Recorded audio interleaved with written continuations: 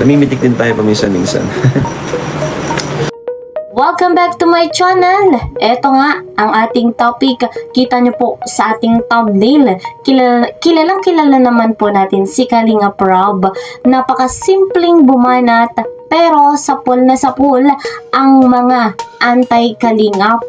Iyakan na nga po eh. Ano po? Dahil nga sa banat ni Kalinga Prab. Ano po? Ginisa niyang maigi etong mga antay. So, ano nga ba ang dapat pa nating malaman at ating dapat tukuyin? Pero bago tayo magpatuloy, ako po sa inyo naglalambing. Ano po? Sa bago pa sa aking channel, please po subscribe, like and share my videos, and don't forget, para po lagi kayong updated, click the notification bell. Supportahan din natin patuloy si Kalinga Prab at si Kuya Val Santos Matubang. So, dumako na tayo dito sa ating topic kung saan nga po talagang sapul na sapul etong mga anti-kalingap sa kanilang mga pinaggagawa, pinagsasabi about sa kalingap. Eto na ang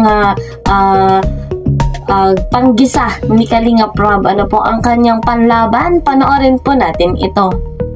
Ito yung mga ampun tayo dito sa bahay. Yan, allowance niyan tayo sila J. Brad, Edward, Edwin. Yan, lahat po yan tayo, si Jemel, si Pisot, Arjun. Tayo po nagpapaaral yan. Tapos sasabihin ng isa, lahat daw po ay sagot ng sponsor. Ang bira naman. Alam nga naman yung may sponsor, makialam pa tayo doon, di ba? Siyempre, kung may mga tumutulong na, ibahagi naman natin sa iba yung blessings, ano? Siyempre, hindi lang naman isa, dalawa yung ating sinusuportahan. Kaya, ayun, yung mga nandito nakatira sa atin, pagkain yan, allowance niyan, dahil po ay sagot ko po lahat. Di ba, bro? Oo. Kaya isa pa tong si Arjun, napakatakaw. Pinag-grocery pa natin yan. Oo. Di ba? Tapos, sasabihin ng isang nasa ngipin yung utak, ano daw, galing daw sa sponsor lahat ng mga pinapaaral natin, lahat daw galing sa sponsor. Kaya nga. Eh, ang tinutukoy lang naman, si Carla. Si Carla lang ba yung beneficiaries natin? Si Carla lang ba yung beneficiaries natin, guys? Sino nga nun? Wala ko alam ka. At isa pa, mga kalingap, yung YouTube channel na ginawa natin kay Carla, sobrang laking tulong po yun sa kanya. At least, natutulungan niya yung sarili niya, no? At yun, sumasahod siya dun kahit pa paano, konti-konti sa YouTube channel niya. So, dun pa lang sa YouTube channel na tinulong natin kay Carla is sobrang grabing pasasalamat na sa akin. Tayong gumawa tayo, nag-push po nun sa YouTube channel niya na yun. At hindi po natin yan kontrolado, gaya ng sinabi nung isa na nasa ngipin yung utak, hindi po natin kontrolado yung kanyang YouTube. Talagang ganun lang talaga sila magrespeto sa atin na every time na mag-upload sila, nagsasabi sila sa akin.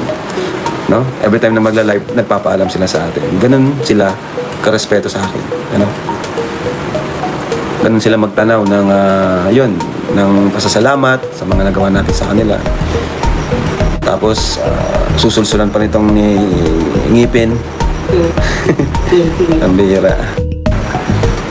So ayun, kitang-kita natin kung paano simpleng bumanata ang isang Kalinga Prab. So credit nga po kay Kalinga Prab, yun po ay yung kanyang live sa Kalinga Tahanan. Ayan. So, nasaksihan natin at kanyang ibinahagi kung ano nga ba yung paninirang ginagawa ni Kapeso. Ano po?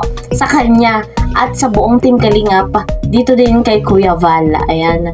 So, alam naman natin dati pa kung paano pilit pinababagsak ni Kapeso ang Team Kalingap. Hindi po tumitigil hanggang ngayon. So guys, hindi lang si Kapeso, meron pa. Panoorin pa po muna natin ito. Nagtatrabaho gamit ang kalingap, gamit ang paninira sa kalingap. Kasi di nila kayang maghanap ng sarili nilang beneficiaries. Di nila kaya. Kasi tingnan mo, example na lang, si Joel Salcedo. Hanggang ngayon, hindi makamove on kay Jemel. Di ba? Hindi siya makamove on kasi winakwak niya si Jemel kaso di niya nawakwak. Ganun po yun. Hanggang ngayon si Joel Salcedo is meron pa rin siyang bitterness. Hindi niya nakuha si Jemel eh. Siyempre, ang pogi ni Jemel. Romnick Sarmienta. No? Pogi. Gusto ni Joel Salcedo kontrolin si Jemel. Gustong ampunin. Kaso, ang masaklap, sa akin nagpaampon. No? Sa akin nagpaampon si Jemel, hindi sa kanya. Kaya, hanggang ngayon, ay, yun, panay ang banat sa atin kasi may bitterness pa rin siya kasi di niya nawakwak si Jemel. Diba? Pangalawang example, si Canoli. Pinanong wakwakin si Joy. Isa pang di rin nagtagumpay. Nasaktan. No? Nasaktan. Tapos yung mga ginawa niya before, sinumbat. Akala natin bukal sa loob yung ginagawa niya. Yung pala, hindi. Kasi sinumbat niya eh. Sinumbat niya, tapos yung pala yung ano niya, yung pa-dinner nga niya, di pala siya masaya noon. Bakit ngayon lang siya nagreklamo? Di ba? Eh, tayo naman, iniimbitahan lang naman tayo. Mga ganun, di ba? So, yun nga, nabigo rin siya kay Joy kasi si Joy, kalingap yan, loyal yan sa kalingap.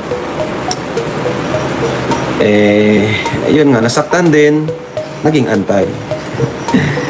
Ganun po yun, ano? Ganun mga kalingap yung mga, ganun yung katotohanan.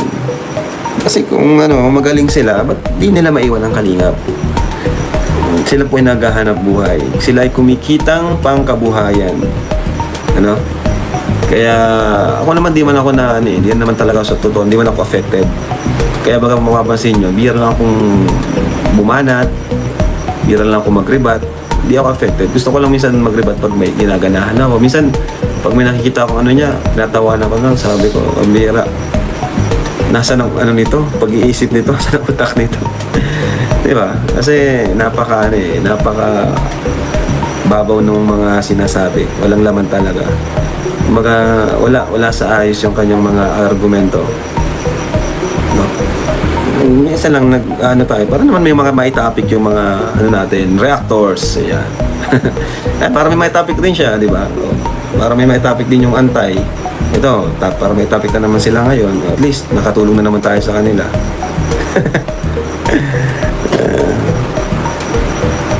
Diba? At least nakatulong na naman tayo sa mga antay. Ayan, relax na naman nila to. Bago matulog, kalingap ang nasa isip nila, diba?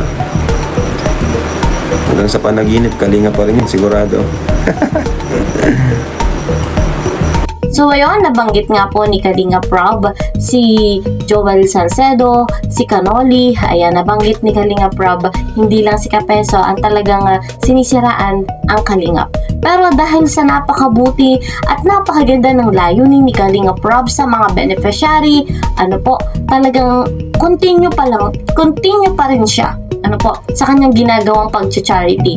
Kahit na laging sinisiraan ang Team Kalingap, ay nananatili pong strong at nananatili pong matatag ang Team Kalingap. Ganyan talaga, nakaka-proud, kitang-kita natin kung paano magbigay ng financial assistance, kung paano magpabahay, magkaroon ng scholarship. Ganyan si Kalingap Rob. So, ano pa nga ba ang dapat nating abangan? Syempre, kung paano pa magtagumpay ang Team Kalingap. Dahil walang ibang layunin kung hindi makatulong sa kapwa. Na kahit nga po, kagaya ng nasabi natin kanina, ay kahit na pilit pabagsakin, nananatiling malakas, matatag, at hindi po masisira ang Team Kalingap. So, yan nga ang ating update. Marami pa tayo na dapat natin ay subaybayan sa vlog ni Kalingap Rob. I-marathon, tangkilikin. And of course, doon din po kay Kuya Val. At syempre ako rin, huwag niyo pong kakalimutan ng inyong lingkod, Kalingap Kiel. Hanggang dito na lamang. See you po sa next video. Mag-iingat po kayo palagi. God bless everyone. God bless Team Kalingap. Bye-bye!